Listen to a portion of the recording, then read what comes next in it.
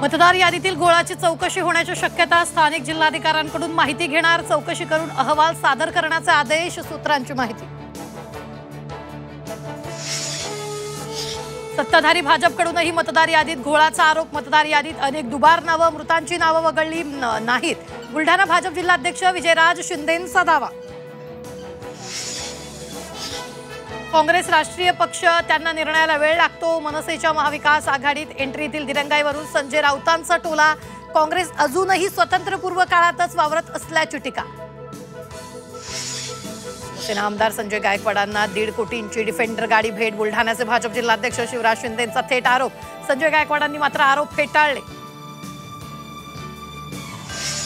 सोलापुरात लवकरच राजकीय फटाके फुटणार, मंत्री जयकुमार गोरेंचं सूचक वक्तव्य, राजकीय वर्तुळात चर्चांना उधाण। मुख्यमंत्र्यांना अंधारात ठेवून मराठा आरक्षणाचा GR काढला, त्यांचं टार्गेट ओबीसी नसून देवेंद्र फडणवीस, छगन भुजबळांचा गंभीर आरोप।